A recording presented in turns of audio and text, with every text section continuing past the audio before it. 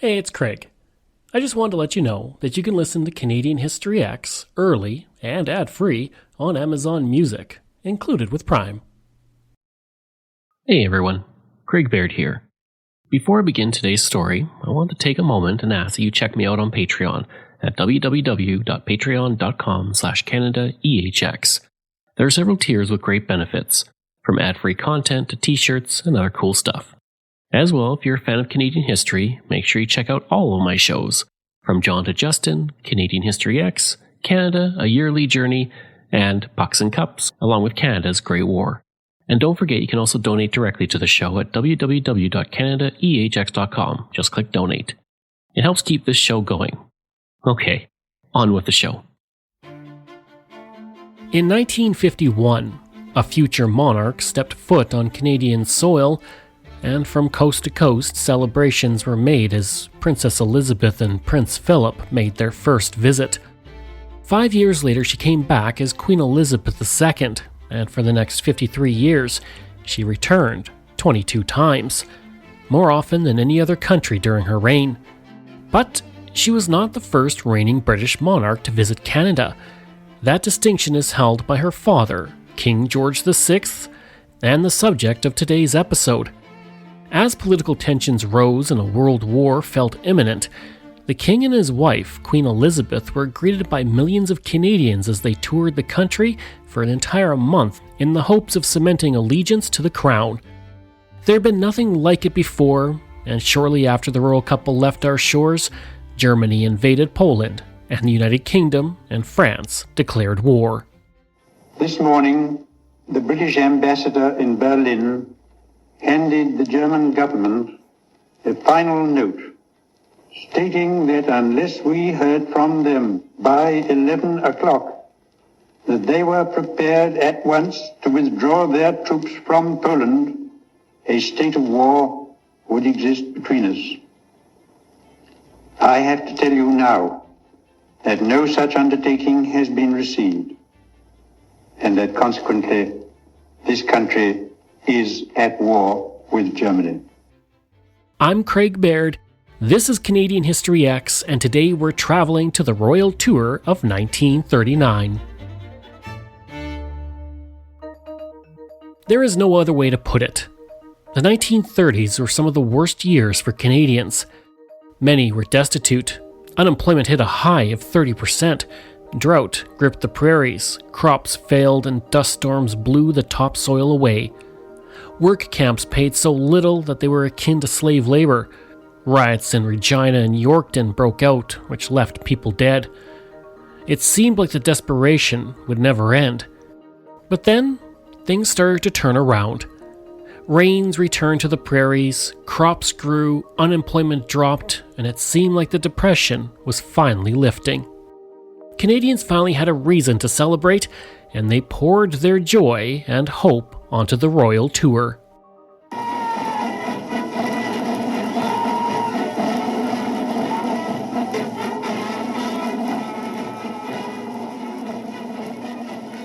For the first 72 years of Canada's existence, no reigning monarch had ever set foot on our shores. Prior to 1939, many future monarchs visited Canada before their reigns. In 1901, the Duke and Duchess of Cornwall and York, later King George V and Queen Mary, visited for over 5 weeks as they toured the country coast to coast, and then they returned a few more times. His son, King Edward VIII, visited when he was the Prince of Wales in the 1920s. He famously later abdicated the throne in December 1936, only months into his reign, which caused a constitutional crisis when he proposed to Wallis Simpson, an American who divorced her first husband and was seeking a divorce from her second. Which brings us to his brother. In 1913, Prince Albert, Duke of York, later King George VI, visited parts of Canada while serving as a naval midshipman on HMS Cumberland. In 1930, he was offered the role of Governor-General of Canada, but the British government decided against this. On January 20th, 1936, King George V died, and the Prince of Wales became king, but then, as you know, before the year was over, Prince Albert, the Duke of York, reluctantly became King George VI. Less than a year later, rumors circulated that the royal couple were going to visit Canada. Any hopes of that happening were dashed when Queen Elizabeth's mother, the Countess of Strathmore and Kinghorn, died on June 23, 1938, and things were put on hold.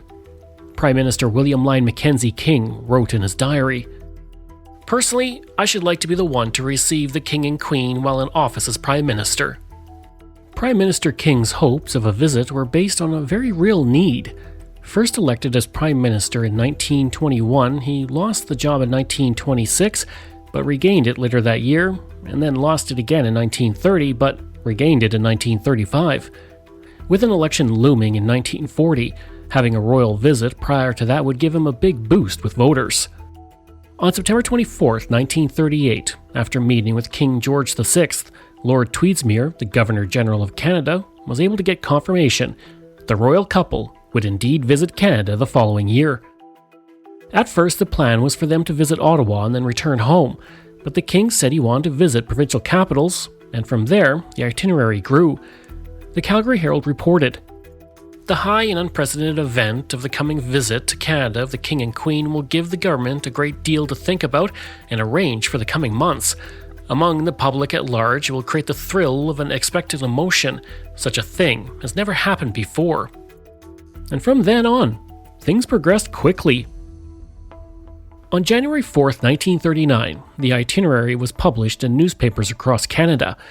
The royal couple would begin their journey in Quebec City, travel west through Quebec and Ontario, enter southern Manitoba, Saskatchewan, and Alberta before reaching British Columbia.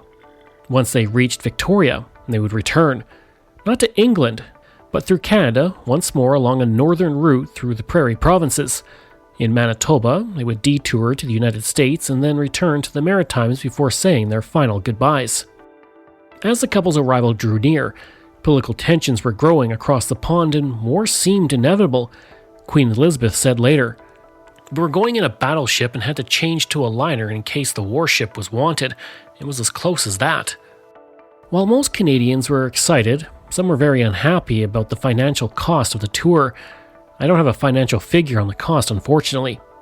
After all, the country had suffered so much during the Depression, and many were still living without.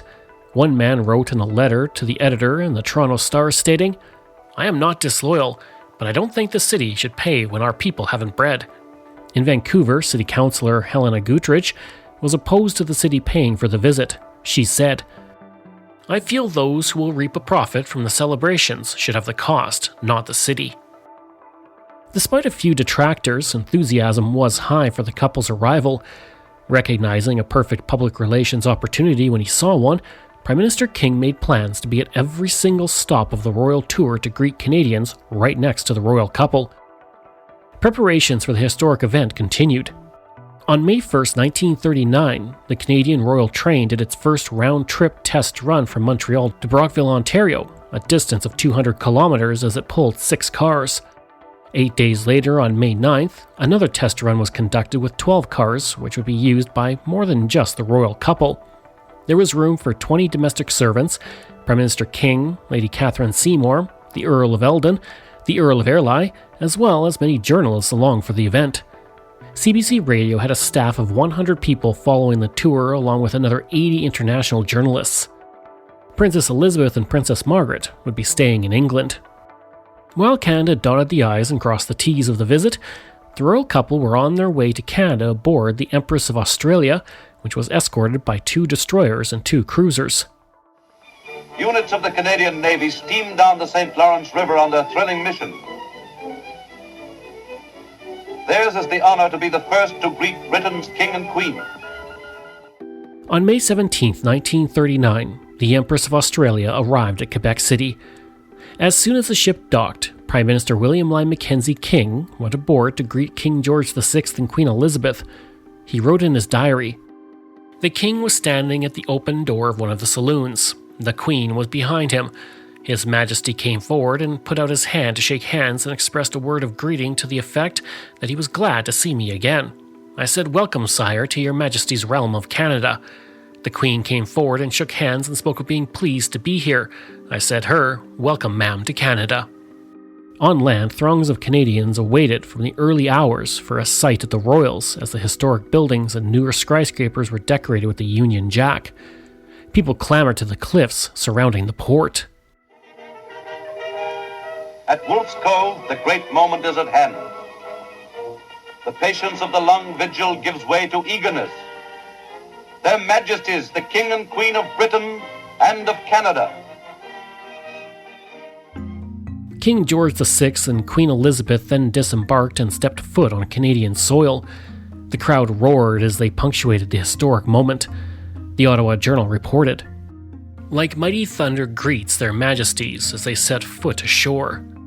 The royal couple and Prime Minister King were then driven to the Quebec legislative buildings for a formal welcome, and then to the Chateau Frontenac for a luncheon where Prime Minister King said, May it please your Majesty, on behalf of the Canadian people, I respectfully extend to your Majesty and to Her Majesty the Queen a royal welcome to your Dominion of Canada. We are deeply conscious of the signal honor of being the first of the overseas nations of the Commonwealth to be visited by the reigning sovereign, and of having the high privilege of welcoming in person our King and Queen. The Prime Minister commented in his diary that the streets were lined with enthusiastic crowds. Prime Minister King wrote, "The King was in very good form, laughed a good deal. He had a wholesome, almost boyish way, seeing humor in things. I spoke to him of the main incidents in the history of Quebec, spoke of the Privy Council being assembled at the gathering. He noticed Howard Ferguson in the audience and spoke of him and of that time he was in London." After the long first day came to an end, Prime Minister King wrote one of the longest entries of the tour. "Needless to say, all day I've had thoughts of my father and mother and grandparents and Sir Wilfrid and Lady Laurier in my mind, but I have been so tired that there were moments when I seemed to almost be forgetful of their existence. I've thought too of King George V a good deal, but can say that I am very tired. However, Providence had been kind in giving me strength through the day, and I have reason to rejoice that all has gone so well." The next day, the couple made their way to Montreal by car, where throngs of people waited for them. The route through the city becomes a veritable King's Highway, 23 miles in length. 23 miles of enthusiastic, cheering humanity like this massing of 50,000 youngsters of French descent packed into Montreal's baseball stadium. Slowly the royal car makes the circuit of the field so that all may see and hail their King and Queen. A 21-gun salute greeted the couple when they arrived, and the Ottawa Journal reported, "A colorful array greeted their majesties as they stepped from the train to a carpeted pathway leading from the private train. The King and Queen were greeted by spontaneous cheering and shouting, flag waving and singing." While in Montreal, two Boer War veterans of Scottish heritage hoped the Queen would help them settle an argument. They asked her if she and her husband were Scots or English. She responded, "Since I've landed in Quebec, I think we can say that I am Canadian." And Canada welcomed the couple with open arms, and her people weren't done yet. The couple arrived in Ottawa by train and then went on a 10-kilometer tour where more than 250,000 people waited to see the royal couple. The Ottawa Journal reported, "They cheered loud and lustily in the 3 minutes the train took to do the remaining 500 yards, and when their majesties alighted, they started cheering all over again." The Queen took time to write to her daughter, Princess Elizabeth, stating, "The French people in Quebec and Ottawa are wonderfully loyal, and in Montreal there must have been 2 million people, all very enthusiastic and glad to have an excuse to show their feelings." In the capital city, there were several other important milestones. On the very day of their arrival, King George VI was driven to the House of Commons to give royal assent to 9 bills. Today, Ottawa is the capital of the empire. 800 souls crammed into the Senate chambers to witness the historic event. Not since 1854 had a sovereign given royal assent in person, and never had it happened outside of Britain. Included in the bills was a trade agreement between the British Empire and the United States. The Governor-General, the Crown's representative, is usually the one that performs this task. And where exactly was John Buchan, Lord Tweedsmuir, during the visit? While His Majesty the King was in Canada, he didn't need a representative, so the Governor-General took on more of a secondary role and was really more of a companion or host. While the royal couple was in the capital city, the Queen split off from her husband on May 20th and laid the cornerstone of the Supreme Court building. This is where she made her first public address and spoke in both English and French. It gives me great pleasure to be here today to lay the foundation stone of a building devoted to the administration of justice in this great dominion. In her visit, she conquered the hearts of Canadians and would continue to do so when she rejoined her husband for the dedication of the National War Memorial. It was one of the most moving events of the whole tour, as a crowd of 100,000 people, including 12,000 veterans, gathered with one goal in mind: remembrance. King George VI and Queen Elizabeth stood on common ground with their subjects to remember the Great War. Little did they know, soon they'd be living through another.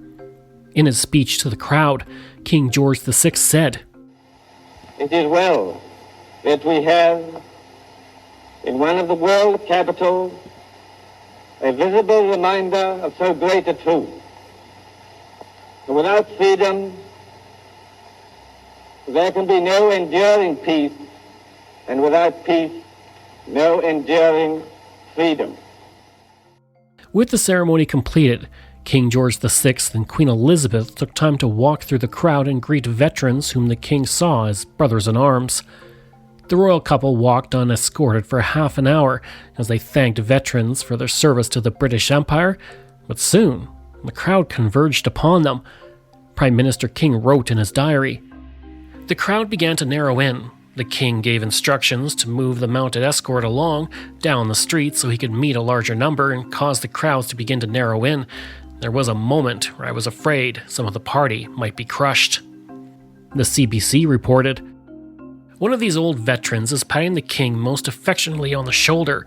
Her Majesty is chattering with one of the veterans of the Amputations Association. The Queen is now speaking to a blind veteran now. The king is shaking hands."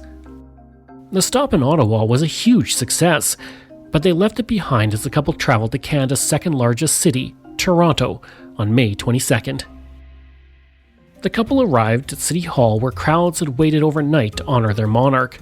King wrote of the stop, "As we approached the City Hall, the crowds became all that they could possibly be in those areas. It was a joy as I stood there with the King and Queen to recall that my grandfather had been the first mayor of Toronto and had designed its coat of arms."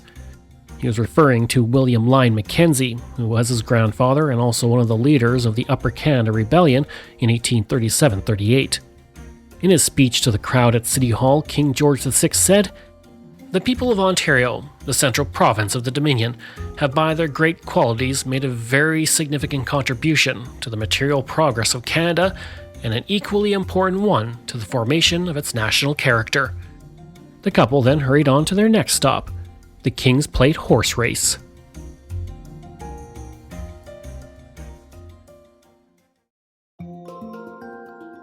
Founded in 1860 and running to this day, it is the oldest continuously run race in North America. Depending on the monarch, the name changes. During the reigns of Queen Victoria and Queen Elizabeth II, it was known as the Queen's Plate. Under the reign of our current monarch, King Charles III, it is once again the King's Plate. This was the first time a ruling monarch had ever witnessed the horse race.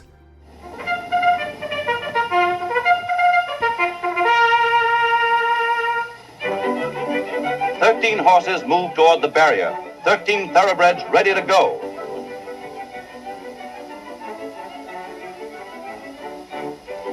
And they're off. The flying heels of the 13 thoroughbreds, ripping the soggy track, urged on to their utmost by their frantic jockeys. Following the race, the royal couple moved on to Coronation Park, built to mark the coronation of His Majesty King George VI 2 years earlier. With only one day in the city, the couple had a busy itinerary, and somewhere along the way, and among the many Canadians they met that day were the Dion quintuplets. You can hear their story in detail in my episode dedicated to them from 2023. If you think the royal tour would only be stopping at major urban centres, let me share the following anecdote. On May 23rd, the royal tour arrived in White River, Ontario. Originally a rail town on the Canadian Pacific Railway, the small community located north of Lake Superior is perhaps best known for being the home of Winnie the Pooh. Until 1961, the small town wasn't even accessible by car, and when the King and Queen were on tour, it didn't even have a mayor. George Freethie was chosen by a committee only 40 minutes before the royal train's arrival to serve as mayor. As he was suddenly thrust into the spotlight, he did his best to keep his composure. After meeting the King and Queen, he said, "Her smile was so dazzling, I forgot everything after that." For many, the visit of the royal couple was something to celebrate. Winnipeg, portal of the prairies, capital of Manitoba and metropolis of Canada's mighty wheat belt, is the first city to welcome their majesties out where the West begins.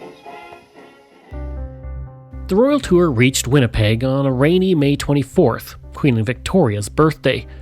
As the couple left the station, the rain didn't dampen the crowd of 100,000 people who came out to greet them along the streets. Despite the downpour, the royal couple requested that their convertible be opened so as not to disappoint the crowd and so they could be seen.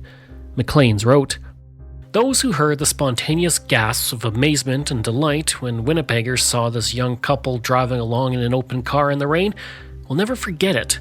Neither will Winnipeggers." At the time, John Queen was the mayor of Winnipeg, and according to legend, his name created a bit of confusion in the radio broadcasts as the royal couple and prime minister were also at hand. No audio of this radio broadcast exists today, but it allegedly goes like this. "Oh, there's the king. He's stepping out, followed by Her Majesty Queen Elizabeth, nattily attired in a silver coat. Mr. King is now shaking hands with the King and introducing Mr. Queen to the King and Queen, and then Mrs. Queen to the Queen and King. They are now proceeding up the steps to the well-decorated City Hall. The King and Mr. King, together with the Queen, being escorted by Mrs. Queen. The King has now stopped and said something to Mrs. Queen, and goes to Mrs. Queen, and the Queen and Mr. King and the Queen laugh jovially. The King leaves Mr. King and goes to Mrs. Queen, and the Queen and Mr. King follow behind." Did you get all that? Who's on first, right?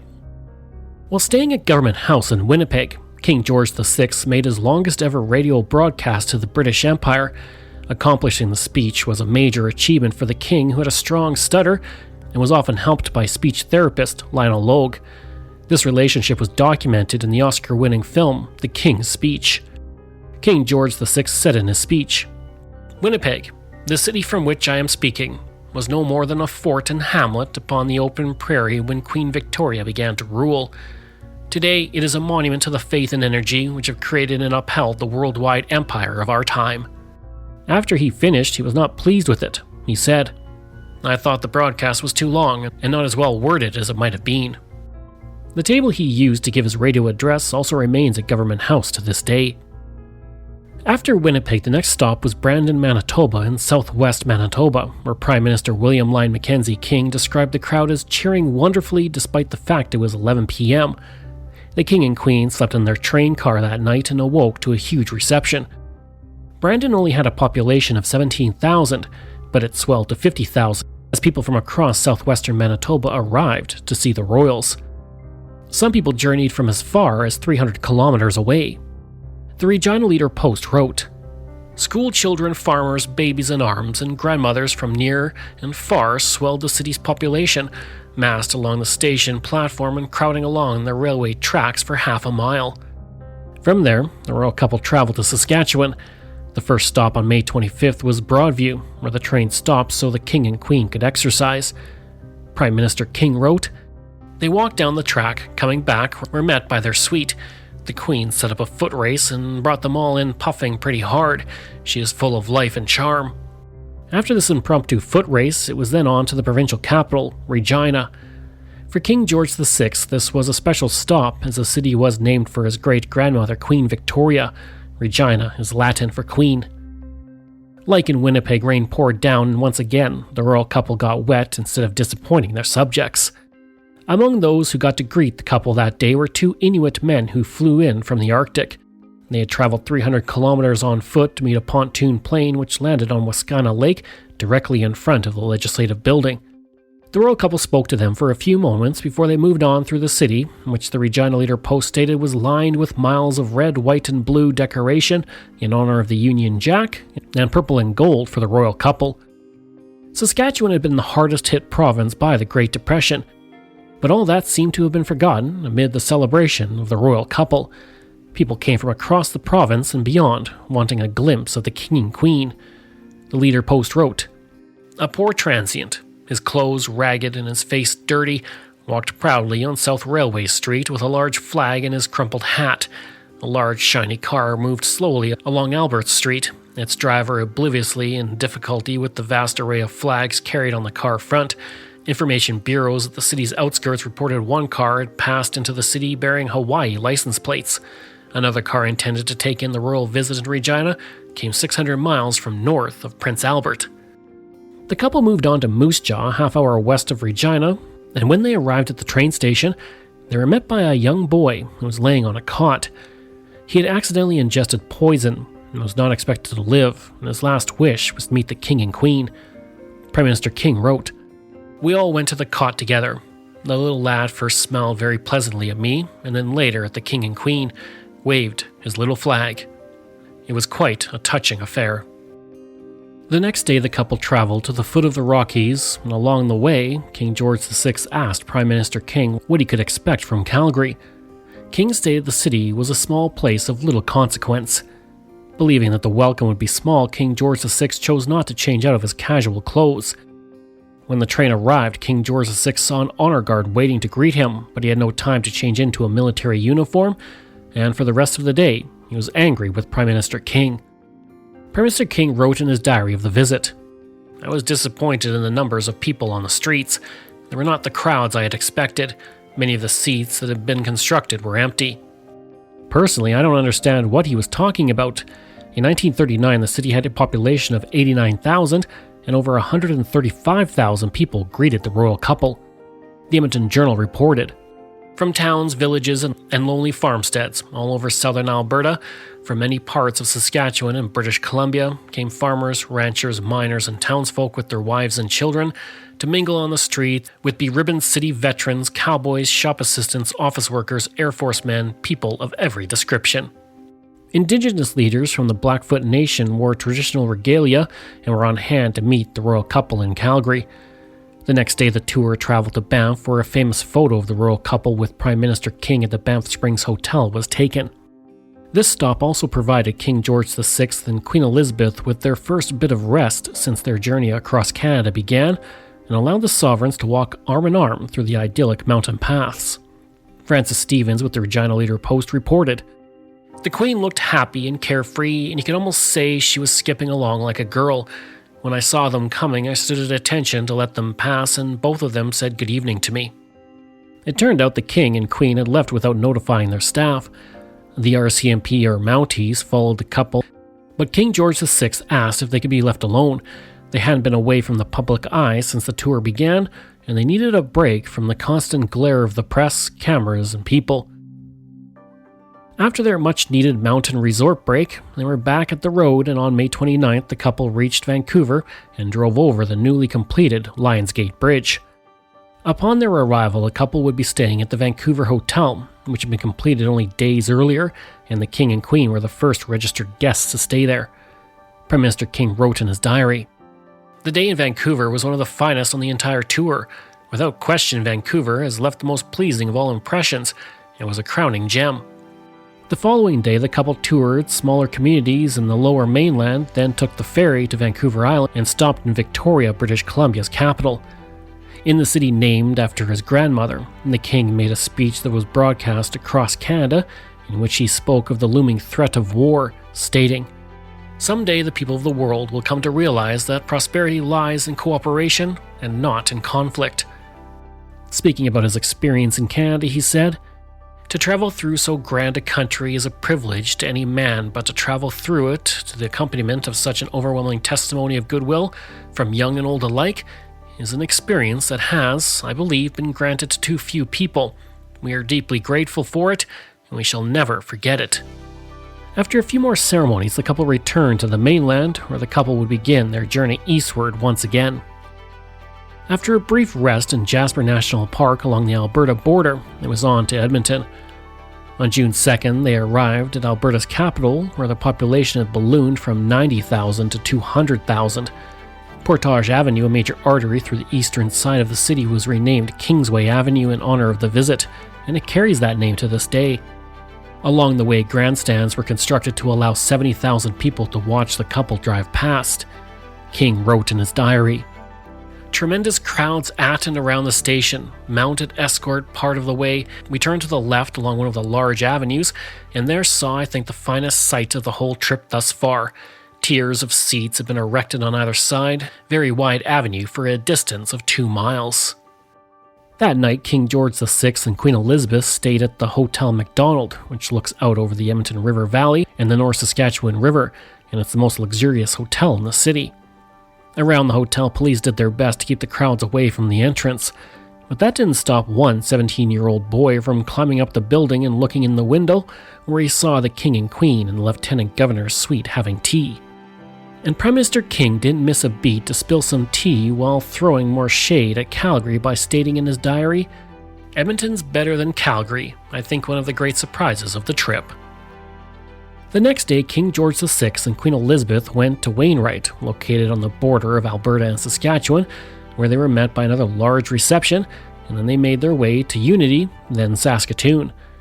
The population of the second largest city in Saskatchewan swelled from 43,000 people to 150,000 for the visit.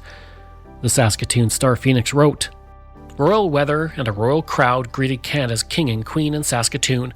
150,000 persons lost their hearts to the tall, square-shouldered monarch and his unbelievably gracious consort. Hundreds of teenage girls dressed in red, white, and blue welcoming the couple and assembled together to form the Union Jack." The Star Phoenix reported, "It was a colorful scene which greeted their majesties as they stepped from the train. To the left of the royal couple was the military guard of honor furnished by the Saskatoon Light Infantry. Behind them were stands holding more than 800 high school girls wearing red, white, or blue berets and carrying red, white, or blue kerchiefs. In their right was a troop of Girl Guides and more stands with nearly 1,500 pioneers, visiting officials, committee chairmen, and honored guests." The royal couple remained in the city for 2 days as an increasing number of people arrived to see them, and by the second day an estimated 30,000 school children from the surrounding school districts traveled in to see the couple. At the end of their last day in Saskatoon, people began to file out of the city on their way home, as did the royal couple, who left in the evening for what was expected to be a 10-minute stop in Melville, Saskatchewan, located 350 kilometers southeast of Saskatoon. But Melville had other plans.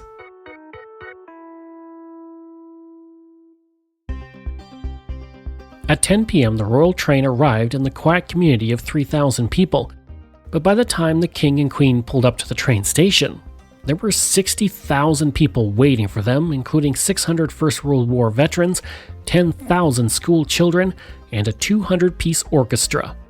For just a few hours, Melville became the largest city in Saskatchewan. The community even turned back time to accommodate the royal couple. Usually Melville is in the central time zone, so it was technically 10 p.m. For the King and Queen, they switched to mountain time and bent time to accommodate the royals' arrival. Except it really didn't, because the second they departed, they were back in central time. But it was a nice thought. And due to the outpouring of love and support, the intended 10-minute visit turned into one lasting several hours. Prime Minister King wrote, "We got the surprise of our lives when we reached Melville. There was the largest outdoor massing of children and others that I have seen at any of the stations. I think the King and Queen were almost taken off their feet by surprise as they went to the platform." After that huge reception, the couple returned to Manitoba and then crossed the border into the United States on June 7th. There, King George VI and Queen Elizabeth met with President Franklin Delano Roosevelt. Joining them was Prime Minister King, who wanted to reinforce that the royal couple's visit was official state business. His constant presence resulted in some journalists accusing him of grandstanding for Canadians because of the upcoming election. And while this was technically true, Prime Minister King was worried and wrote, "I told the Queen that I felt somewhat embarrassed about taking in the entire trip with their majesties, that it looked like I was pushing myself into the fore, yet I felt that unless some evidence of Dominion precedent existed, one of the main purposes of the trip would be gone." According to the Prime Minister, Queen Elizabeth responded by saying, "The King and I felt right along that you should come with us." On June 12th, the royal couple returned to Canada by way of New Brunswick. That day, they visited Doketown and had tea at a local tea house. Upon finishing, they walked to the kitchen to surprise the owners, who had kept their distance out of respect. They then traveled through Nova Scotia on their way to Newfoundland, which was not part of Canada but its own separate dominion at the time. It would become the 10th province for another decade. Awaiting them in St. John's were 100,000 people, double the normal population, and after their visit, a huge bonfire was erected on Signal Hill. With a summit of 167 meters above sea level, it offers a view of the Atlantic Ocean, St. John's, and the channel through which all ships must pass when entering or leaving St. John's Harbour. The fire signaled a final farewell for the royals, who were on the final leg of their tour. They were on to Prince Edward Island, followed by their last stop, Halifax, on June 15th. Prior to the King and Queen's departure, a royal prerogative was given in which prisoners serving a sentence of 3 months or more for an offence against the criminal code would have their sentences reduced. P. Duff, Chief Justice of Canada, stated, "It has been the traditional practice of sovereigns to mark celebrations of this great importance by an act of grace or mercy." The proclamation extended to at least 4,000 prisoners in federal penitentiaries only. Prisoners in provincial county jails and other institutions could not benefit from the proclamation. After a final luncheon in Halifax, the royal couple boarded RMS Empress of Britain. Prime Minister King wrote, "The Empress of Britain ran past one end of the harbour where she was towed around, then came back the opposite way to pull out to sea. She was accompanied by British warships and on our own destroyers. The Blue Nose and other vessels also in the harbour as a sort of escort. The King and Queen were at the top of the ship and kept waving. No farewell could have been finer." With that, their 13,481-kilometre journey around Canada was complete. It was estimated that 8 million Canadians saw the King and Queen. And considering Canada only had 11 million people at the time, the tour was a massive success. Maclean's wrote about the visit in a quick note. This was written in 1939, so he uses archaic and colonial language, but I've included it as it is a direct quote. "There were tens and hundreds of thousands of people, young and old, who lined streets and waved flags and cheered as the royal procession went by. There were other tens of thousands running into millions who gained almost a vivid picture of the moving events without stirring from before their own radio loudspeakers. People on lonely farms and in lonelier lighthouses, in little red schoolhouses that are almost forgotten, on trap lines and in mines, listen to the broadcasts. In solitary police posts fringing the Arctic Sea, in Eskimo igloo and Indian encampment, in hospital beds and houses of detention, people paused in whatever they were doing while a king went by." The tour also reinvigorated William Lyon Mackenzie King, and not just in front of voters. The Prime Minister seemed in better spirits than he had been in years and found new life as he prepared for the upcoming election. So that is the story of one of the biggest events in Canadian history, but not the total impact of the royal tour of 1939. As everyone expected, the Second World War began only 3 months after the royals left Halifax. For the next 6 years, those who had watched the royal tour committed to the war effort. Canadians served as soldiers, helped on the war front, and invested in the war effort with their hearts and souls.